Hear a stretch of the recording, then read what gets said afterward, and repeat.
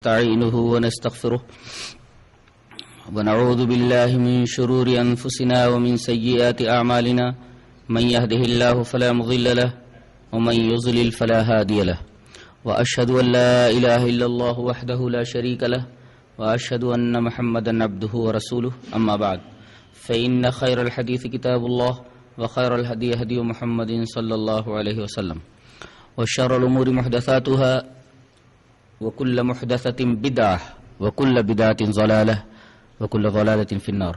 أعوذ بالله من الشيطان الرجيم. بسم الله الرحمن الرحيم. يا أيها الذين آمنوا اتقوا الله حق تقاته ولا تموتن إلا وأنتم مسلمون.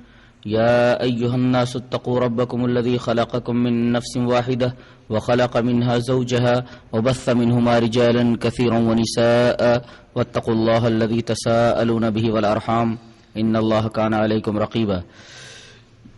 يا أيها الذين آمنوا اتقوا الله وقولوا قولا سديدا يصلح لكم أعمالكم ويغفر لكم ذنوبكم ومن يطع الله ورسوله فقد فاز فوزا عظيما. أعوذ بالله من الشيطان الرجيم. واعتصموا بحبل الله جميعا ولا تفرقوا. حضرات علماء کرام، محترم بزرگوں، نوجوان بھائیوں، پیارے بچوں، پردہ ماں اور بہنوں، آج کا موضوع جیسا کہ آپ حضرات کو علم ہے کہ عمارت کی شرعی حیثیت کیا ہے. پیچھے جا پیچھے جا پیچھے پیچھے پیچھے.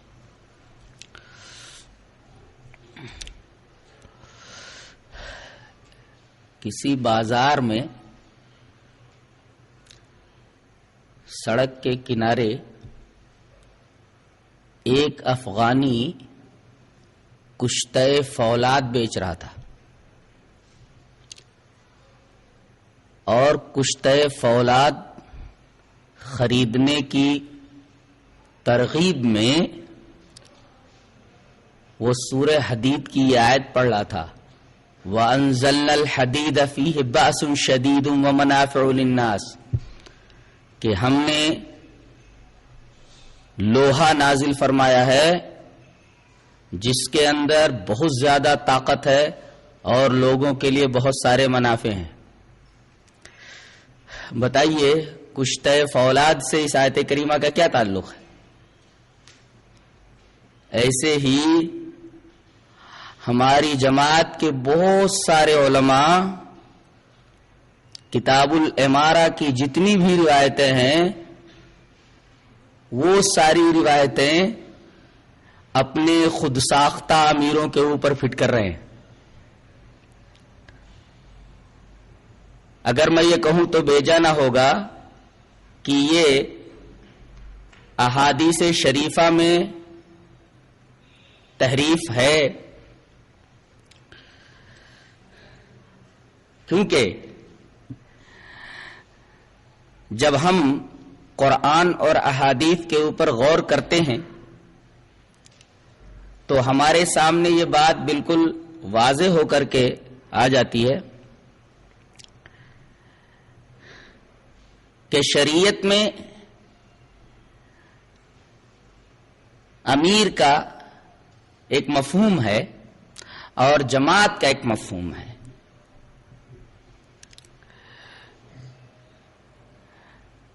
کتاب و سنت میں امیر اور اختیار دونوں لازم و ملزوم ہیں. جو امیر ہوگا وہ با اختیار ہوگا، جو امام ہوگا وہ حاکم ہوگا. تو امارت کے ساتھ خلافت، امارت کے ساتھ حکومت، امارت اور امامت کے ساتھ اختیار، یہ لازمی اور لابدی اور ضروری ہے. امیر ہو تو با اختیار ہوگا، امام ہو با اختیار ہوگا. امیر ہو محکوم ہو، عمارت کے ساتھ محکومی کا کوئی تصور نہیں ہے. اور کتاب الامارہ کی جتنی روایتیں ہیں وہ ایسے امیروں کے بارے میں ہیں جو با اختیار ہوتے تھے. نبی کریم صلی اللہ علیہ وسلم امام تھے، با اختیار تھے. آپ جن جن صحابہ کرام کو لشکر کا کمانڈر ان چیف بنا کر کے بھیجتے تھے یا اپنی غیر موجودگی میں مدینہ کا امام بناتے تھے،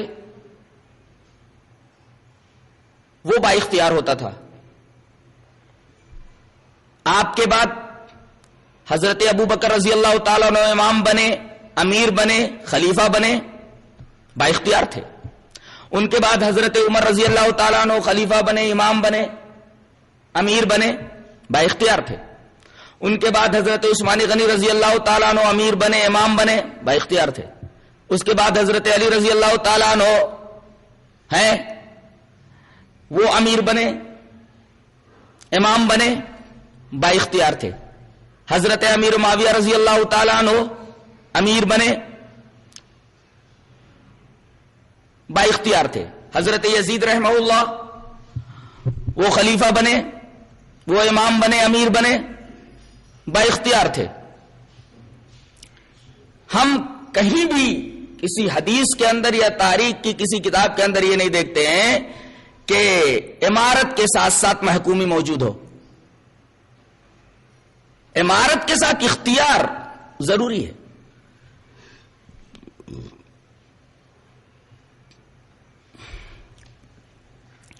اگر امارت کا یہ مفہوم سمجھ میں آ گیا ہو تو ہم اب جماعت کا مفہوم سمجھائیں گے کہ جماعت کسے کہتے ہیں. تو یہ اچھی طرح ذہن نشین کر لیں کہ اگر کسی حدیث کے اندر جماعت المسلمین کا لفظ آیا ہو اور اس کے ساتھ امام کا لفظ ہو تو جماعت المسلمین سے مراد وہ افراد امت ہوں گے جو کسی خلیفہ کے تحت ہوں، اور امام سے مراد خلیفہ ہوگا. جماعت المسلمین جو لفظ ہے اس کے ساتھ اگر امام آ رہا ہے تو امام سے مراد خلیفہ ہوگا، حاکم وقت ہوگا، سلطان ہوگا، اور جماعت المسلمین سے مراد اس کے ہاتھ پر سیاسی بیعت کرنے والے ہوں گے. اسی طریقے سے جماعت المسلمین نہیں بلکہ جماعت کے ساتھ امام آتا ہے.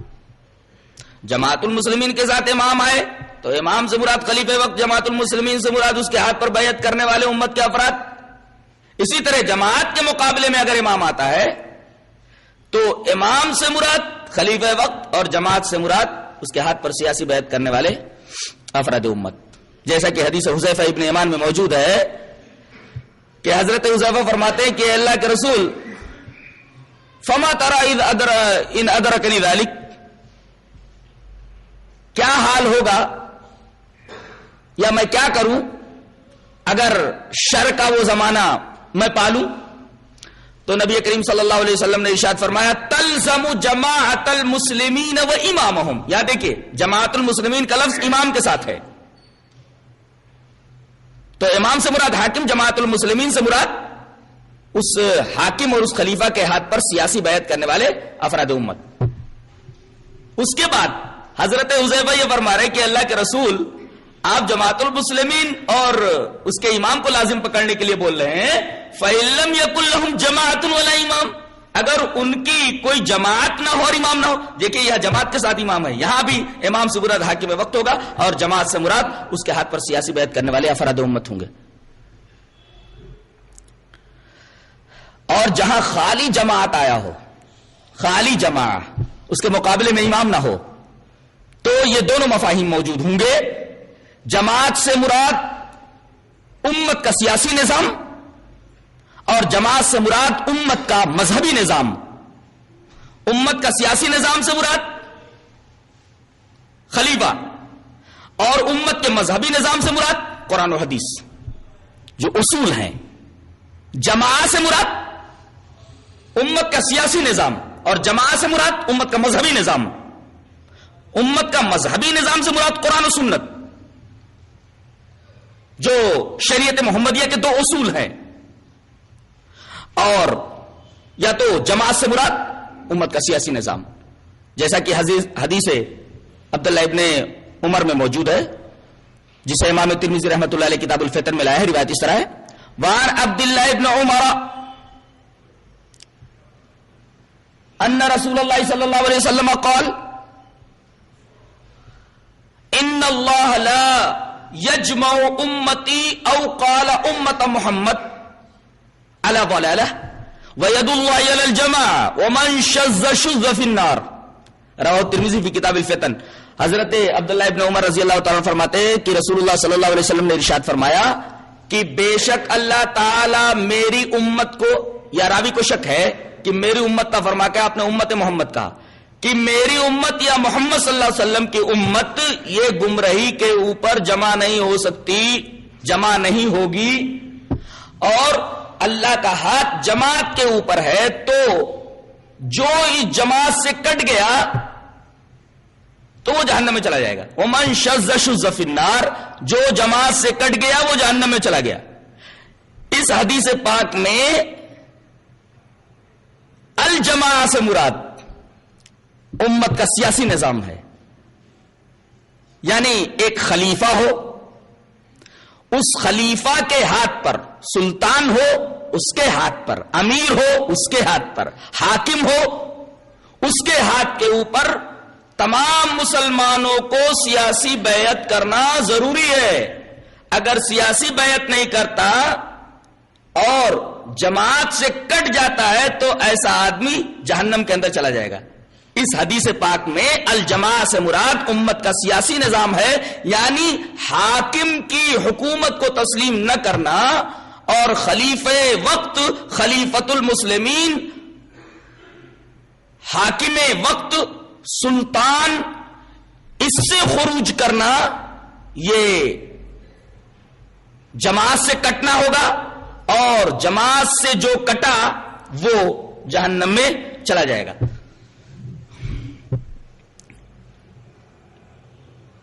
اس حدیث پاک میں الجماع سے مراد بالکل واضح ہے کہ وہ امت کا سیاسی نظام ہے.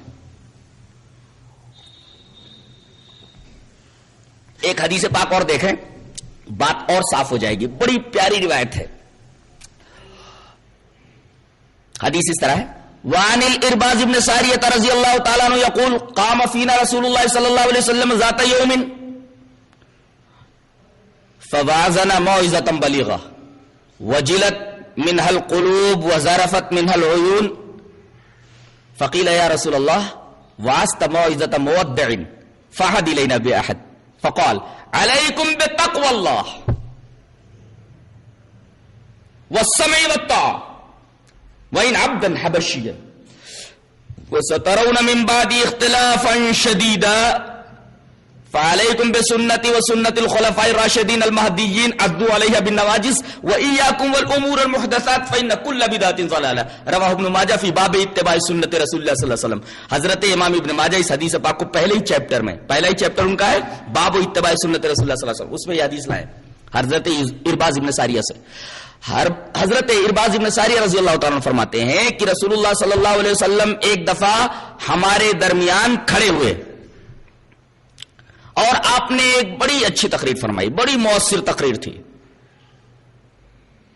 تقریر اتنی مؤثر تھی اور متاثر کن تھی کہ صحابہ کرام کے دل دھڑکنے لگے اور ان کی آنکھوں سے آنسو جاری ہو گئے. تقریر جو ختم ہوئی تو کچھ لوگوں نے آپ سے پوچھا کہ اللہ کے رسول، آپ نے تو ایسی تقریر فرمائی ہے جیسے کوئی رخصت ہونے والا. رخصت ہونے والے سے مراد دو رخصت ہونے والے ہو سکتے ہیں، ایک تو دنیا سے رخصت ہو رہا ہو، انتقال کر رہا ہو، اور دوسرے اپنے اہل و عیال سے جدا ہو رہا ہو. تو آپ نے رخصت ہونے والے شخص کی طرح تقریر فرمائیے. تو آپ ہمیں کچھ نصیحت فرمائیے، کچھ عہد لیجئے ہم سے، کچھ نصیحت فرمائیے. رسول اللہ صلی اللہ علیہ وسلم نے 3 باتیں بتائی، تینوں باتیں انتہائی قابل غور ہیں. پہلی بات، علیکم بتقوی اللہ، اللہ تبارک و تعالی کا ڈر لازم پکڑ لے، تقوی لازم پکڑ لے. ابھی میں تقوی کا ربط بتاؤں گا بعد کی 2 چیزوں سے. آپ نے پہلی نصیحت فرمائی علیکم بتقوی اللہ. اس حدیث کو بہت اچھی طرح سمجھنا ضروری ہے. بڑے عجیب و غریب حقائق اس حدیث مبارک میں موجود ہیں. پہلی نصیحت آپ نے علیکم بتقوی اللہ، تمہارے اوپر اللہ کا تقوی، اللہ کا ڈر لازم ہے. جلوت میں رہو تو اللہ سے ڈرو، خلوت میں رہو تو اللہ سے ڈرو، بال بچوں میں رہو تو اللہ سے ڈرو، باہر جاؤ تو اللہ سے ڈرو، بازار میں رہو تو اللہ سے ڈرو، لین دین کرو تو اللہ سے ڈرو، تنہائی میں رہو تو اللہ سے ڈرو. علیکم بتقوی اللہ. یہ نصیحت فرمانے کے بعد میں اور نصیحتیں آپ فرما رہے ہیں. دوسری نصیحت یہ کہ سننا اور اطاعت کرنا. وَإِنْ عَبْدًا حَبَشِيًّا، اگرچہ تمہارا حاکم، تمہارا خلیفہ، تمہارا سلطان ایک حبشی غلام بنا دیا جائے، اس کی بات سننا ہے اور اس کی اطاعت کرنا ہے. اس میں اشارہ اس بات کی طرف ہے کہ امت مسلمہ شریعت اسلامیہ کے 2 نظام ہیں. ایک مذہبی نظام ہے اور ایک سیاسی نظام ہے، اور مذہبی نظام سیاسی نظام سے نہیں کٹ سکتا. دونوں کا ایک دوسرے سے بڑا گہرا تعلق ہے. تبھی تو اقبال نے کہا جدا ہو دی سیاست سے تو رہ جاتی ہے چنگیزی. مذہبی نظام کے ساتھ سیاسی نظام جڑا رہے گا. تو سیاسی نظام بہتر بنانے کے لیے، سیاسی نظام کو برقرار رکھنے کے لیے میں تمہیں نصیحت کر رہا ہوں کہ تمہارے اوپر اگر کوئی حبشی غلام بھی حاکم بنا دیا جائے، تمہارا خلیفہ بنا دیا جائے، تو اس کی بات مانتے رہنا، اس کی بات سنتے رہنا. اور آگے آپ نے فرمایا وَسَتَرَوْنَ مِن بَعْدِ اخْتِلَافًا شَدِيدًا، میرے بعد تم بہت سارے اختلافات دیکھو گے. تو اس وقت کیا کرنا؟ فَعَلَيْكُمْ بِسُنَّتِي وَسُنَّتِ الْخُلَفَاءِ الرَّاشِدِينَ. پہلے ٹکڑے میں تقوی کے بعد جو آپ نے نصیحت فرمائی ہے وہ سیاسی نظام سے وابستہ رہنے کی تاکید ہے، اور اب مذہبی نظام سے وابستہ ہونے کی تاکید کی جا رہی ہے کہ میرے بعد بہت سارے اختلافات پیدا ہوں گے، تو تم لوگ اس اختلاف سے بچنے کے لیے میری سنت کو اور میرے خلفائے راشدین کی سنت کو جو ہدایت یافتہ ہیں مضبوطی سے پکڑ لینا. عضو علیہ بالنواجذ، دانتوں تلے مضبوطی سے دبا لینا. آخری ٹکڑا بیان کرنے کے بعد میں بحث کروں گا ان 3 باتوں پر جو آپ نے پہلے فرمائی. آخری بات کیا؟ وَإِيَّاكُمْ وَالْأُمُورَ الْمُحْدَثَاتِ فَإِنَّ كُلَّ بِدْعَةٍ ضَلَالَةٍ، کہ دین میں نئی نئی چیزیں ایجاد کرنے سے بچو، اور ایجاد ہو کر کے آ جائے تو ان سے دور رہو، اپنے آپ کو ان سے محفوظ رکھو. نہ تو بدعت کی ایجاد کرو، دین میں نئی بات ایجاد کرو، اور نہ تو کوئی ایجاد ہو کر کے بدعت تمہارے پاس آئے، دین میں کوئی نئی چیز، تو تم اس سے دور رہو، اس کو اپناؤ نہیں. دونوں باتیں آ گئی. اس لیے کہ ہر بدعت گمراہی ہے. کل بدعت ضلالہ. بدعت لغوی کی تقسیم تو ہو سکتی ہے اچھی اور بری، لیکن بدعت لغوی کے علاوہ بدعت شرعی جو ہے شریعت کے اندر، یہ تقسیم نہیں ہو سکتی کہ یہ بدعت شرعیہ ہے اور یہ بدعت حسنہ ہے اور یہ بدعت صحیح ہے، یہ بری بدعت ہے یہ اچھی بدعت ہے. یہ تقسیم نہیں ہو سکتی. لغوی بدعت میں تقسیم ہو سکتی ہے اچھی اور بری، لیکن شریعت میں بدعت کی تقسیم نہیں ہے. کلو بدعت ضلالہ، ہر بدعت گمراہی ہے. یہ بدعت حسنہ، یہ بدعت سیئہ ہے، اس کی تقسیم شریعت کے اندر نہیں ہوگی. ہر بدعت گمراہی ہے. پہلی 3 باتیں بہت قابل غور ہیں. پہلی بات تو یہ سمجھ میں آئی کہ امت کے 2 نظام ہیں، امت مسلمہ کے، شریعت اسلامیہ کے. ایک ہے سیاسی نظام اور ایک ہے مذہبی نظام. سیاسی نظام کو مستحکم بنانے کے لیے، اس کو برقرار رکھنے کے لیے ضروری ہے کہ تمہارا کوئی خلیفۃ المسلمین ہو، اس خلیفۃ المسلمین کے ہاتھ پر تم بیعت کر لو تاکہ سیاسی نظام کے اندر کوئی الجھن نہ پیدا ہونے پائے. ایک چیز تو یہ. اور ایک مذہبی نظام ہے، اس کے اندر اختلاف اگر ہو جائے تو میری سنت اور میرے خلفائے راشدین کی سنت کو مضبوطی سے پکڑ لینا، تو مذہبی نظام میں الجھن سے محفوظ رہو گے. دو الجھنیں پیدا ہو سکتی ہیں دو نظاموں میں، اور الجھنوں سے بچنے کے لیے آپ نے طریقہ بھی بتا دیا.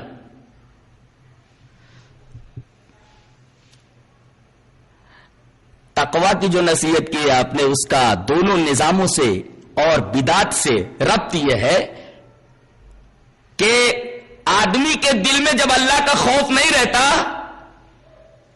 تب وہ خلیفۃ المسلمین کے ہاتھ پر بیعت نہیں کرتا، اسلام کے سیاسی نظام سے الگ ہوتا ہے. اور آدمی کے دل میں جب تقویٰ نہیں ہوتا تب وہ اختلاف کرتا ہے، سنت کو چھوڑ دیتا ہے اور بدعتوں کے اوپر عمل کرنے لگتا ہے. اور بدعت وہی ایجاد کرتا ہے جس کے دل میں اللہ کا تقویٰ نہ ہو، اور بدعت کو قبول وہی شخص کرتا ہے جس کے دل میں اللہ تبارک تعالیٰ کا تقویٰ نہ ہو، اس کا خوف نہ ہو. اسی وجہ سے اللہ کے رسول صلی اللہ علیہ وسلم نے سب سے پہلے تقویٰ کی نصیحت فرمائی ہے. آج جو امراء ہیں، تنظیمی امراء، ایک تنظیم ہے، اس تنظیم کا امیر کوئی بن گیا ہے تو اس امیر سے لوگ اختلاف اس وجہ سے کرتے ہیں، اور دنیا بھر کی الجھنیں جماعت میں موجود رہتی ہیں. اس کی بنیادی وجہ یہ ہے کہ اس امیر کے دل میں اللہ تبارک و تعالیٰ کا خوف نہیں ہوتا، تقویٰ نہیں ہوتا. تقویٰ نہ ہونے کی بنیاد پر جماعت الجھنوں کا شکار رہتی ہے، طرح طرح کی پریشانیوں کا شکار رہتی ہے، اور جماعت کا کام آگے نہیں بڑھتا، جماعت کی ترقی نہیں ہوتی کسی بھی میدان میں، زندگی کے کسی بھی شعبے کے اندر، اس وجہ سے کہ امیر کے دل میں اللہ تبارک و تعالیٰ کا خوف نہیں ہوتا، اللہ کا تقویٰ نہیں ہوتا.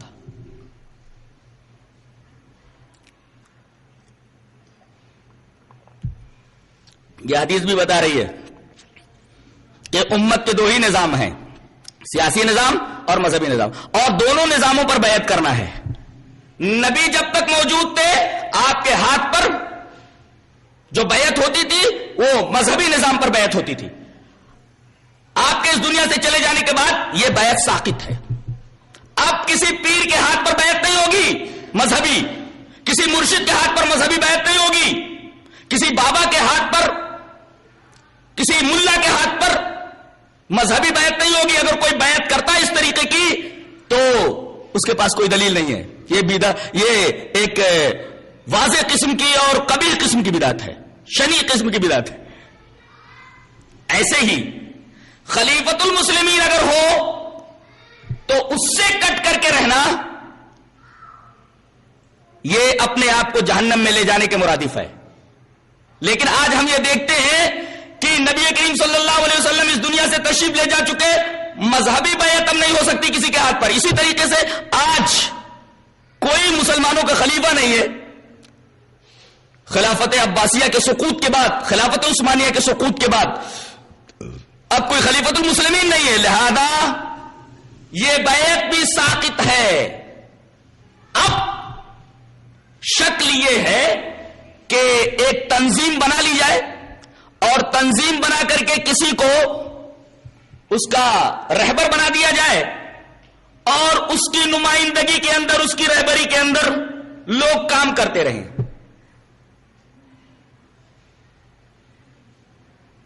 خلافت نہیں ہے.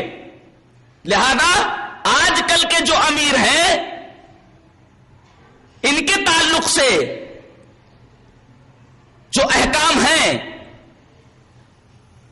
اگر کوئی یہ کہے کہ ان کے تعلق سے وہی احکام ہیں جو خلیفۃ المسلمین کے احکام ہوتے ہیں، تو ان سے یہ پوچھا جائے گا کہ خلیفۃ المسلمین جو پہلے کے امیر ہوتے تھے، جن کے ساتھ اختیار ہوتا تھا، آج کے امیر کے درمیان کیا فرق ہے؟ آج کا امیر تو محکوم ہے، وہ حد جاری نہیں کر سکتا، چور کے ہاتھ نہیں کاٹ سکتا، شرابی کو سزا نہیں دے سکتا، زانی کو سنگسار نہیں کر سکتا، وہ محکوم ہے.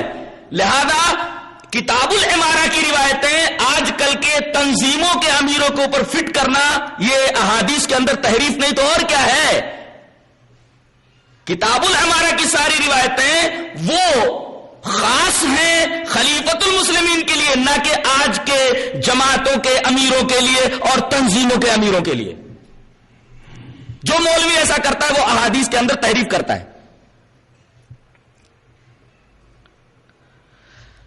آئیے ذرا گہرائی کے ساتھ جماعت کا مطلب سمجھ لیتے ہیں.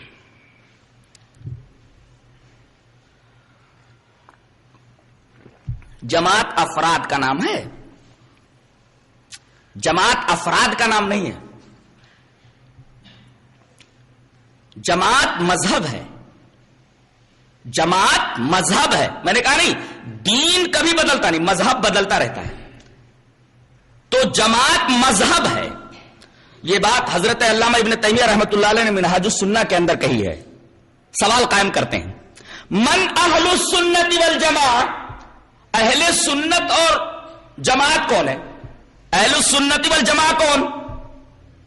تو جواب دے رہے ہیں آپ، مذہب قدیم معروف قبل ان يخلق الله ابا حنیفہ ومالکا والشافعی واحمد فانه مذهب الصحابہ الذين تلقوه عن نبيهم ومن خالف ذلك كان مبتدعا عند اہل السنت والجماعہ. حضرت علامہ ابن تیمیہ رحمۃ اللہ علیہ یہ عبارت منہاج السنہ کے اندر ایسے ہی لائیں. سوال قائم کرتے ہیں یا کوئی سوال کرتا ہے کہ حضرت یہ بتائیے کہ اہل السنت والجماعہ کسے کہتے ہیں؟ جواب دے رہے ہیں، غور فرمائیے جواب کے اوپر. مذہب معروف قدیم، یہ مذہب ہے، افراد کا نام نہیں ہے، مذہب ہے. اور مذہب یہ اصول ہوتے ہیں. جیسے اہل السنت والجماعہ کو جب مذہب کہا تو مطلب یہ ہوا کہ مذہب کیا ہے؟ قرآن اور سنت. تو یہ مذہب ہے، معروف ہے اور بہت پرانا ہے. اللہ نے یہ مذہب ابو حنیفہ سے پہلے ہی بنا دیا ہے، دے دیا اپنے رسول کو. امام مالک سے پہلے دے دیا ہے، امام شافعی سے پہلے دے دیا ہے، امام احمد بن حنبل سے پہلے دے دیا ہے. اور یہ صحابہ کا مذہب ہے بولتے ہیں. فإنه مذهب الصحابہ، اہل السنت والجماعہ یہ مذہب ہے.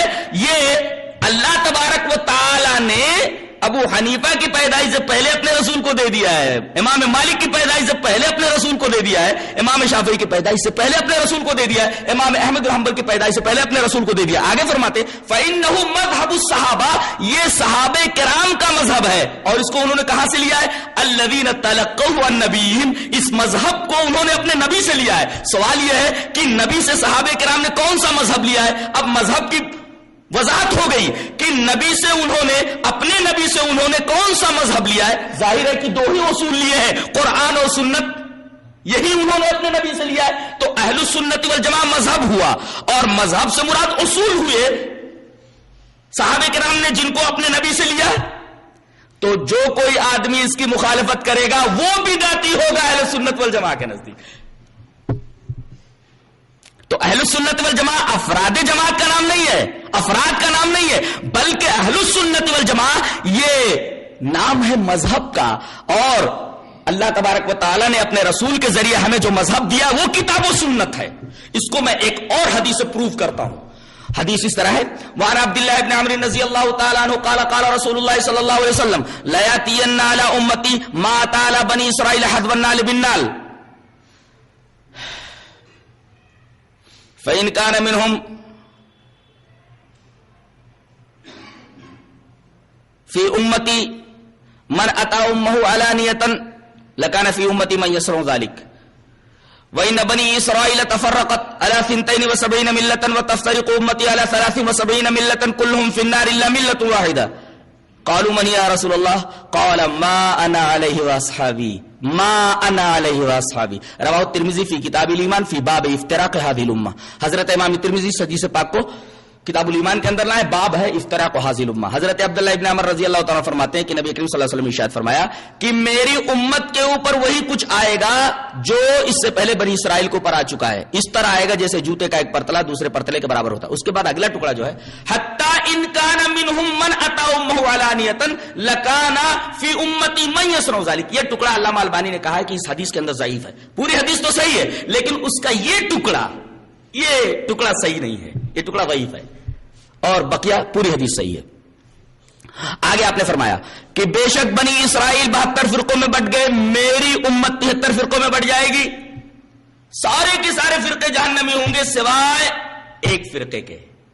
وہ فرقہ ناجی ہوگا، جہنم میں نہیں جائے گا، وہ جہنم سے نجات پا جائے گا. صحابہ کرام نے پوچھا کہ اللہ کے رسول وہ فرقہ جس کو جہنم سے نجات مل جائے گی کون سا فرقہ ہے؟ آپ نے ارشاد فرمایا، نام نہیں بتایا، وہ جماعت المسلمین ہوگا یا اسی طریقے سے وہ فرقہ حنفی ہوگا، وہ فرقہ شافعی ہوگا، وہ فرقہ مالکی ہوگا، وہ فرقہ حنبلی ہوگا. یہاں تک کہ جماعت اہل حدیث کا بھی نام نہیں لیا بلکہ منہج بتا دیا، ما انا علیہ واصحابی، جس پر میں ہوں اور میرے صحابہ ہیں. اب سوال یہ ہے کہ نبی کس پر تھے اور صحابہ کس پر تھے؟ آپ بھی قرآن اور حدیث پر تھے. دونوں چیزیں منزل من اللہ ہیں، قرآن بھی منزل من اللہ اور حدیث بھی منزل من اللہ. تو آپ قرآن پر تھے اور احادیث پر تھے، جو آپ بولتے تھے وہ بھی وہی ہوتی تھی، اس پر آپ عمل کرتے تھے. تو آپ قرآن پر تھے اور آپ حدیث پر تھے. انہی دو اصولوں کے اوپر صحابہ کرام بھی تھے کہ قرآن اور حدیث ان کا منہج تھا. تو یہ حدیث بھی بتا رہی ہے کہ کسی لیبل کے ساتھ کوئی جماعت موجود ہو تو یہ لیبل یہ اہمیت نہیں رکھتا، منہج اہمیت رکھتا ہے. بالفاظ دیگر یہ سمجھ لے کہ نام اہمیت کا حامل نہیں ہے، منہج اہمیت کا حامل ہے. نام کی کوئی اہمیت نہیں، اللہ کے نزدیک کام کی اہمیت ہے. اور میں نے جماعت المسلمین کا رد کرتے ہوئے اس بیان میں یہ کہا تھا کہ اگر کسی آدمی کا نام محمد رکھ دیا جائے، نام تو بہت پیارا ہے، اسی طریقے سے کوئی ٹائٹل اچھا دے دیا جائے، ٹائٹل بہت اچھا ہو، نام محمد ہے، نبی کریم صلی اللہ علیہ وسلم کا نام ہے، لیکن ایسا آدمی جس کا نام محمد ہو، نام تو بہت اچھا ہے کہ اس سے اچھا کوئی نام نہیں ہے.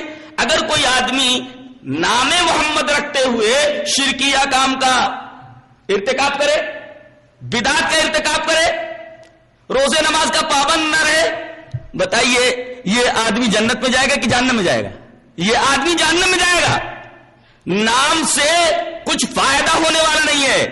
یہ عقلی دلیل بھی بتا رہی ہے کہ کوئی آدمی نام سے جنت میں نہیں جائے گا، آدمی اپنے کام سے جائے گا. اور پورا قرآن حکیم دیکھ لیجئے، جہاں بھی جنت میں جانے کا تذکرہ ہے اللہ تبارک و تعالیٰ نے وہاں عمل کو اور ایمان کو ساتھ میں کر دیا ہے. ان الذین آمنوا وعملوا الصالحات کانت لہم جنات الفردوس نزلا. وہ لوگ جو ایمان لائے اور نیک عمل کیے ان کے لیے اللہ تبارک و تعالیٰ نے جنت الفردوس کو بطور مہمانی بنا کر کے تیار رکھا ہوا. تو جنت میں تو خول یہ ڈیپینڈ ہے ایمان اور عمل صالح کے اوپر، یہ کام ہے، نام نہیں ہے. اور افسوس اس بات کا ہے کہ آج جماعت نام کے اوپر جتنا محنت کر رہی ہے، کاش کام کے اوپر محنت کرتی، منہج کے اوپر محنت کرتی تو آج جماعت کو بہت زیادہ ترقی ہوتی. نام کے اوپر محنت کرنے کی وجہ سے ماحول ایسا بن گیا ہے کہ بس ایک جماعت کا فرد دوسرے فرد کی ٹانگیں کھینچنے میں لگا ہوا ہے. اور میں ایک نقطہ یہ بتا دوں کہ جماعت المسلمین کا جو قائد تھا مسعود احمد BSc، یہ شخص پہلے اہل حدیث ہی تھا. اس شخص کی بڑی اچھی اچھی کتابیں ہیں، التحقیق فی جواب التقلید، تفہیم اسلام بجواب دو اسلام، تفسیر قرآن عزیز، کئی جلدوں میں بڑی اچھی اچھی کتابیں شخص نے لکھی ہیں. یہ شخص پہلے جماعت اہل حدیث ہی سے منسلک تھا. جب اس نے یہ دیکھا کہ یہ جماعت تو جماعت کے نام کے اوپر سب سے زیادہ زور دے رہی، بس وہ نکل پڑا جماعت اہل حدیث سے. اس نے کہا کہ تمہارا نام تو قرآن اور حدیث میں ہے ہی نہیں، میرا نام، میں جس جماعت سے منسلک ہونا چاہ رہا ہوں، جو اپنی جماعت کا نام رکھ رہا ہوں، وہ جماعت تو قرآن اور حدیث میں موجود ہے. هو سماکم المسلمین. اور حدیث حذیفہ ابن یمان کے اندر تلاش کر لیا انہوں نے, تلزم جماعت المسلمین و امامہم. تو جماعت اہل حدیث کی اس حرکت کی وجہ سے کہ نام پر زیادہ محنت ہوئی, منہج کے اوپر محنت نہیں ہوئی, ایک بہت ہی بہترین شخص ضائع ہو گیا اور ہماری جماعت سے نکل پڑا.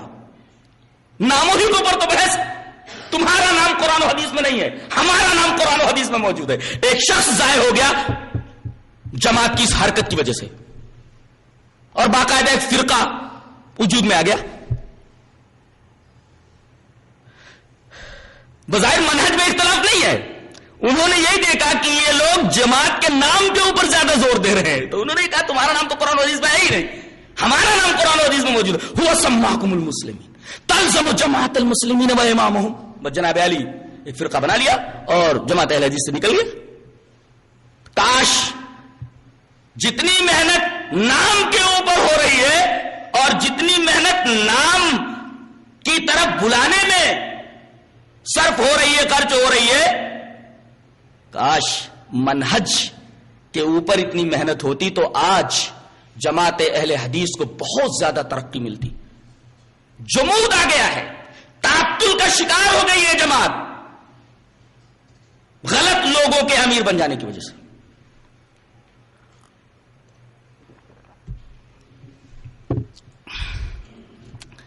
ابن تیمیہ کے اس قول سے اور حدیث عبداللہ ابن عمر رضی اللہ تعالیٰ عنہ سے, حدیث ارباز ابن ساریہ سے یہ بات بالکل واضح ہے کہ جماعت سے مراد افراد جماعت نہیں, بلکہ جماعت سے مراد شریعت اسلامیہ کا سیاسی نظام ہے اور شریعت اسلامیہ کا مذہبی نظام ہے. اور مذہبی نظام سے مراد قرآن و حدیث, منہج صحابہ. اب اگر کوئی آدمی اعتراض کرے کہ اللہ کے رسول صلی اللہ علیہ وسلم نے طائفہ منصورہ کے تعلق سے ایک بات کہی ہے, طائفہ منصورہ کے تعلق سے نبی کریم صلی اللہ علیہ وسلم نے کیا بات کہی ہے؟ امام ابن ماجہ رحمۃ اللہ علیہ باب اتباع سنت رسول اللہ صلی اللہ علیہ وسلم کو کے اندر اس حدیث کو لائے ہیں. حدیث اس طرح ہے, وعن ثوبان رضی اللہ تعالی عنہ ان رسول اللہ صلی اللہ علیہ وسلم قال لا يزال طائفة من امتی علی الحق منصورین لا يضرهم من خالفهم حتى یاتی امر اللہ عز وجل. رواہ ابن ماجہ فی باب اتباع سنت رسول اللہ صلی اللہ علیہ وسلم. حضرت ثوبان فرماتے ہیں کہ رسول اللہ صلی اللہ علیہ وسلم نے ارشاد فرمایا کہ میری امت کا ایک فرقہ, یا یہ کہو کہ میری امت میں ایک طائفہ منصورہ رہے گا جو حق کے اوپر رہے گا. طائفہ منصورہ, سوال یہ ہے کہ طائفہ منصورہ کون ہے؟ افراد جماعت ہیں کہ جماعت کے اصول ہیں قرآن اور حدیث؟ طائفہ منصورہ سے مراد ایک جماعت کے بہت سارے افراد نہیں ہیں. حضرت امام بخاری رحمۃ اللہ علیہ بخاری شریف کے اندر ایک کتاب لا رہے ہیں, کتاب و اخبار الاحاد. حضرت ثابت یہ کرنا چاہ رہے ہیں کہ خبر واحد معتبر ہے. اس بارے میں حضرت نے پورا چیپٹر نقل فرما دیا ہے, کتاب و اخبار الاحاد, یعنی خبر واحد معتبر ہے, خبر واحد حجت ہے, اس پر پورا چیپٹر بخاری شریف میں نقل فرما دیا ہے. اس چیپٹر کے اندر ایک باب باندھ رہے ہیں اور یہ فرما رہے وَالطَّائِفَةُ, یہ طائفہ منصورہ, وَالطَّائِفَةُ تُطْلَقُ عَلَى الْوَاحِدِ فَمَا فَوْقَ. قال الامام البخاری رحمہ اللہ, اب یہاں سے ہے, قال الامام البخاری رحمہ اللہ يسمى الرجل طائفة لقوله تعالى وإن طائفتان من المؤمنين اقتتلوا فأصلحوا بينهما فلو اقتتل رجلان دخلا في معنى الآية. رواہ البخاری کی کتاب اخبار الاحاد. حضرت امام بخاری رحمۃ اللہ علیہ یہ فرما رہے کہ ایک آدمی کو بھی طائفہ کہا جا سکتا ہے, ایک آدمی کو بھی طائفہ کہتے ہیں. جماعت کے بہت سارے افراد کو طائفہ تو کہا ہی جاتا ہے, لیکن ایک آدمی کو بھی طائفہ کہا جا سکتا ہے. یسمى الرجل طائفة, ایک آدمی کو طائفہ کہا جا سکتا ہے. اور اللہ تبارک تعالیٰ کے قول سے استشہاد کر رہے ہیں جو قول سورہ حجرات کے اندر ہے اس آیت کریمہ سے کہ وَإِن طَائِفَتَانِ مِنَ الْمُؤْمِنِينَ اقْتَتَلُوا فَأَصْلِحُوا بَيْنَهُمَا، اگر مومنین کے دو گروہ آپس میں لڑ جائیں تو ان دو گروہوں کے درمیان اصلاح کرو. حضرت امام بخاری فرما رہے کہ یہاں طائفہ سے مراد دو گروہ بھی ہے، لیکن اگر مسلمانوں کے دو آدمی بھی لڑ جائے تو دخل فی معنی لایا، تو آیت کے معنی میں وہ دو آدمی بھی آ جائیں گے. اس کا مطلب یہ ہوا کہ طائفہ کے مطلب ایک ہے کہ جماعت کے بہت سارے افراد، اور طائفہ کا ایک مطلب یہ ہوتا ہے کہ جماعت کا ایک فرد، ایک آدمی کو بھی طائفہ کہتے ہیں اور جماعت کے بہت سارے افراد کو بھی طائفہ کہتے ہیں. تو اگر کبھی ایک آدمی قرآن و سنت کے اوپر جمع ہوا ہو تو سمجھو طائفہ منصورہ دنیا میں موجود ہے، طائفہ منصورہ دنیا میں موجود ہے. اور ہر دور کے اندر ایک ہی آدمی بھی اگر ہو تو سمجھو طائفہ منصورہ موجود ہے. یہ مطلب ہے حدیث ثوبان کا. ایک نقطہ اس میں یہ بھی ہے.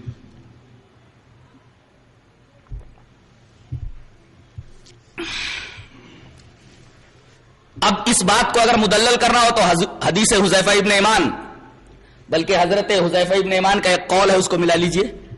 حضرت حذیفہ ابن یمان نے فرمایا انما الجماعت ما وافق الحق وان كنت وحدك، جماعت تو وہ ہے جس کے ساتھ حق ہو. حق کسے بولتے؟ قرآن و سنت کو. یعنی جس آدمی کا منہج قرآن و سنت ہو وہ جماعت ہے. وَإِن كُنْتَ وَحْدَكَ، اگر وہ آدمی ایک ہے. اللہ اکبر. کہا جاتا ہے کہ بھئی فلاں شخص جماعت سے الگ ہو گیا، اس نے ایک دوسری تنظیم بنا ڈالی، نام لے کر کے بولتا ہے. زید نے جماعت سے الگ ہو کر کے ایک تنظیم بنا لی، عمر نے جماعت سے الگ ہو کر کے ایک تنظیم بنا لی. اب ہنس کر کے زید یہ بولتا ہے کہ جماعت سے میں الگ نہیں ہوا، جماعت مجھ سے الگ ہو گئی ہے. اب فیصلہ کرو حق کے اوپر کون ہے. زید یہ کہتا ہے میں حق کے اوپر ہوں، میں جماعت سے نہیں نکلا، جماعت مجھ سے نکل گئی ہے. اب کہیں گے ایک طرف تو اکیلا ہے اور ایک طرف جماعت کے بہت سارے افراد ہیں، تو حق پر کیسے ہو سکتا ہے؟ جس طرف بہت سارے لوگ ہیں وہ لوگ حق کے اوپر ہوں گے، جماعت کا وہ گروہ صحیح ہوگا. تو پھر زید مسکرا کر کے یہ بولے گا وَقَلِيلٌ مِّنْ عِبَادِيَ الشَّكُورُ، میرے شکر گزار بندے کم ہی ہوتے ہیں. اور پھر ایک آیت اور پیش کرتا ہے وہ وَإِن تُطِعْ أَكْثَرَ مَنْ فِي الْأَرْضِ يُضِلُّوكَ عَنْ سَبِيلِ اللَّهِ، دنیا میں کثیر تعداد ہمیشہ ناحق پر رہنے والوں کی رہی ہے. لہذا اگر تم کثرت کو بنیاد حق مان کر کے ان کی اتباع کرو گے تو تم گمراہ ہو جاؤ گے. اس لیے کہ گھی ہمیشہ قلیل مقدار میں رہتا ہے اور اسی طرح حق ہمیشہ ایک رہا ہے اور حق کے ماننے والے دنیا میں کم ہی رہے ہیں. ان لوگوں کے مقابلے میں، حق کو تسلیم کرنے والوں کے مقابلے میں باطل کے پلیٹ فارم پر رہنے والوں کی تعداد زیادہ رہی ہے. تو کثرت اور قلت یہ حقانیت کے دلائل نہیں ہیں، بلکہ کثرت اور قلت کوئی معنی نہیں رکھتی. حقانیت کی دلالت قرآن اور حدیث کو دیکھ کر ہوگی کہ کون آدمی قرآن اور حدیث کے اوپر عامل ہے. ثابت یہ ہوا کہ حق کا معیار قلت اور کثرت نہیں بلکہ حق کا معیار دلائل ہوتے ہیں. یہ نقطہ یاد رکھا جائے. حق کا معیار قلت اور کثرت نہیں بلکہ حق کا معیار دلائل ہوتے ہیں. اور دلائل کیا ہے؟ کتاب و سنت. اگر کوئی ایک آدمی بھی قرآن سنت کے اوپر قائم ہو، اس کا منہج وہی ہو جو صحابہ کرام کا منہج رہا ہو، اس کا منہج وہی رہا ہو جس کے بارے میں نبی کریم صلی اللہ علیہ وسلم نے ارشاد فرمایا ما انا علیہ واصحابی، تو وہ کہیں بھی رہے، چاہے جماعت سے الگ رہے چاہے تنہا رہے، وہ حق کے اوپر ہے. اس کے بارے میں یہ نہیں کہا جا سکتا کہ جماعت سے الگ ہو گیا. کیوں؟ اس لیے کہ لوگ یہ سمجھتے ہیں کہ جماعت نام ہے چند لوگوں کے مجموعے کا، چند افراد کے مجموعے کا. اس میں یہ داخل تھا نکل گیا، یا اس میں یہ داخل نہیں ہوا لہذا یہ جماعت میں داخل ہوا اور نکلا تو جماعت سے نکل گیا، یا اس میں داخل نہیں ہوا تو جماعت سے خارج ہو گیا. یہ جماعت کا ایک غلط تصور ہے. جماعت نام ہے اصولوں کا، منہج کا، اور منہج ہے ہمارا کتاب و سنت. کوئی آدمی کتاب و سنت کے اوپر جو منہج ہے صحابہ کا اس کے اوپر عامل ہو تو چاہے وہ جماعت کے اندر ہو چاہے جماعت سے باہر ہو، وہ منہج کے اوپر ہے، وہ جماعت کے اندر ہے. جماعت سے الگ کہاں ہے؟ جماعت نام ہے منہج صحابہ کا. منہج صحابہ پر اگر زید ہے تو وہ جماعت سے الگ نہیں ہے. جو لوگ کہتے ہیں کہ وہ جماعت سے الگ ہے تو ہم یہ پوچھتے ہیں کہ منہج کیا ہے اس کا؟ منہج صحابہ. اب منہج صحابہ جب اس کے ساتھ ہے، منہج صحابہ پر عامل ہے، تو جماعت سے الگ کیسے ہوا؟ تمہارا کیا مطلب ہے یہ کہنے کا کہ وہ جماعت سے الگ ہے؟ جماعت کس چیز کا نام ہے؟ جماعت کا مطلب تم کیا سمجھتے ہو؟ لوگوں کے مجموعے کا، انسانوں کے گروہ کا، چند افراد کے مجموعے کا، چند افراد کے مجموعے کا نام. زید، عمر، بکر کا نام جماعت نہیں ہے، بلکہ جماعت نام ہے قرآن و سنت کا. تو قرآن و سنت پر اگر کوئی آدمی عامل ہے تو سمجھو وہ قرآن و حدیث پر جمع ہوا ہے، منہج صحابہ پر ہے، وہ جماعت کے ساتھ ہے، وہ جماعت میں ہے. اس لیے کہ جماعت نام ہی ہے اصولوں کا، منہج صحابہ کا.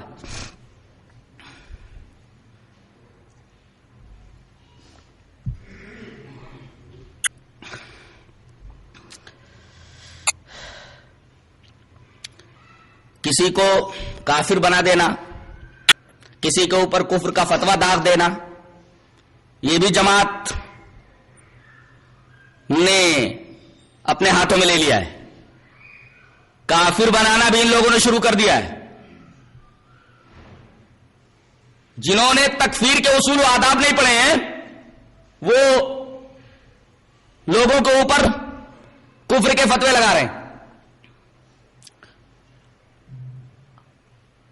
ایک کتاب بہت ہی زبردست ہے، التکفیر اصولہ و ضوابطہ.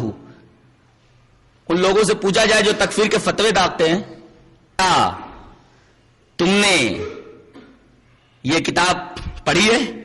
منہج التکفیر عند ابن تیمیہ. ابن تیمیہ رحمت اللہ علیہ کے نزدیک تکفیر کا منہج کیا ہے؟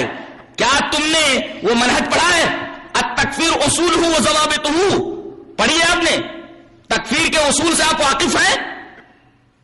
پھر کیسے آپ ہر ایک کے اوپر کفر کا فتویٰ لگا دے رہے؟ امام بخاری رحمت اللہ علیہ کتاب الامامت کے اندر ایک باب باندھ رہے ہیں. باب ہے کہ حضرت عثمان رضی اللہ تعالی عنہ کو جن لوگوں نے قتل کیا ان کا سردار اشتر نخعی تھا. اشتر نخعی یہ تمام باغیوں کا سردار تھا، یہ باغی ہو گیا تھا.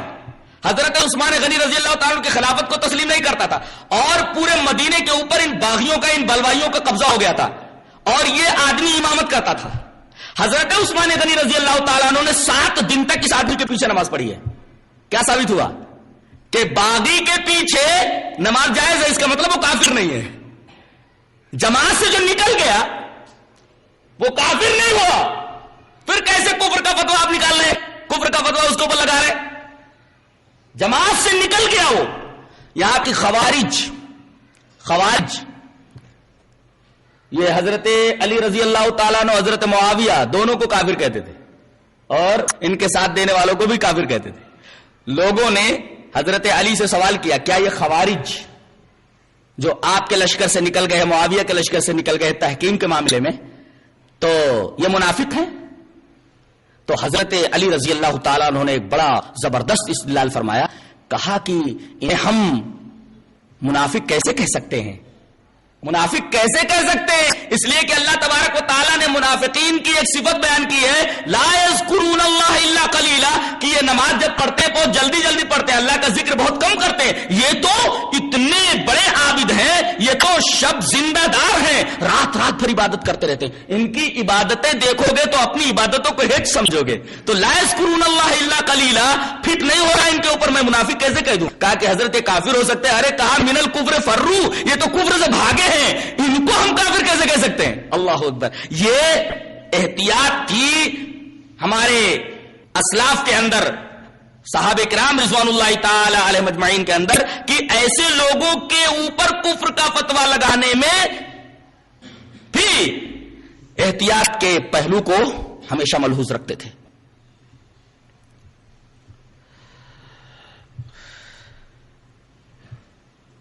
ثابت یہ ہوا کہ اگر منہج آپ کا وہی ہے جس منہج کی طرف نبی کریم صلی اللہ علیہ وسلم نے اشارہ فرمایا ہے، تو تنظیم بنا کر کے کہیں بھی آپ کام کر سکتے ہیں۔ ایک شہر کی تنظیم سے آپ جڑے ہوئے نہیں ہیں، دوسرے شہر کی تنظیم سے جا کر کے جڑ سکتے ہیں۔ دوسرے شہر کی تنظیم سے اگر آپ نہیں جڑیں، تیسرے شہر کی تنظیم سے جڑ کر کے اس کا کوئی امیر بنا کر کے آپ اس کے تحت کام کر سکتے ہیں، اس سے جڑ سکتے ہیں۔ اگر کوئی آدمی کسی تنظیم سے نہ جڑے اور منہج صحابہ پر قائم رہے اور اسی کی تبلیغ کرے، تو اگر جماعت کے لوگ یہ بولیں کہ جماعت سے نکل گیا، تو ایسے آدمی کو کہنا چاہیے کہ اللہ تبارک و تعالی سے دعا کرتا ہوں کہ جنت سے ہمیں نہ نکلے، جنت سے ہمیں نہ نکالے۔ اس لیے کہ جماعت سے جڑنا اور جماعت سے نکلنا اس کی کوئی اہمیت نہیں ہے۔ ہاں اگر خلیفۃ المسلمین کا معاملہ ہے تو جڑنا ضروری ہے۔ اب خلیفۃ المسلمین نہیں، لہذا جڑنا اور الگ ہونا یہ کچھ ضروری نہیں ہے۔ جو لوگ ضروری قرار دیتے ہیں در حقیقت وہ احادیث میں تحریف کرتے ہیں۔ کتاب الامارہ کی روایتیں آج کل کے امیروں کے اوپر فٹ نہیں ہوتی، کوئی کرے گا تو اس کا موقف صحیح نہیں، اس کا موقف غلط ہے۔ بتائیے پہلے کے امیر جو بنتے تھے وہ 5 سال کے لیے بنتے تھے کہ زندگی بھر کے لیے بنتے تھے؟ پہلے لوگوں کی عمارتیں رجسٹرڈ ہوا کرتی تھی؟ نہیں، آج کی جماعت رجسٹرڈ ہوتی ہے۔ اس رجسٹریشن کے بارے میں کیا بولتے ہیں؟ یہ جماعت 5 سال کے لیے ہوتی ہے۔ 2، یہ جماعت، یہ امیر منتخب ہوتا ہے انتخابات کی وجہ سے، الیکشن کر کے۔ حضرت ربی ابن ہادی المدخلی جو عرب پہ ایک بہت بڑے عالم ہیں، ان سے سوال کیا گیا کہ یہ جو امیر بنائے جاتے ہیں اور ان کو امیر انتخابات کی بنیاد پر چنا جاتا ہے، بنایا جاتا ہے، تو امیر بنانے کے لیے انتخابات کیا ہیں؟ انتخابات کی کیا حیثیت ہے؟ ربی ہادی المدخلی نے کہا کہ میں تو بدعتی کہنے سے اجتناب کروں گا ایسے لوگوں کو، لیکن نصیحت یہ کروں گا کہ انتخابات چھوڑ دیں۔ نصیحت یہ کروں گا ان تترکوا الانتخابات، یہ انتخابات چھوڑ دو۔ پہلے کے امیر زندگی بھر کے لیے ہوتے تھے، 5 سال کے لیے نہیں۔ پہلے کے امیر آج کی طرح آج کل کے الیکشن کے طریقے پر، جو الیکشن آج کا ہے اس طریقے الیکشن کے ذریعے امیر نہیں بنتے تھے۔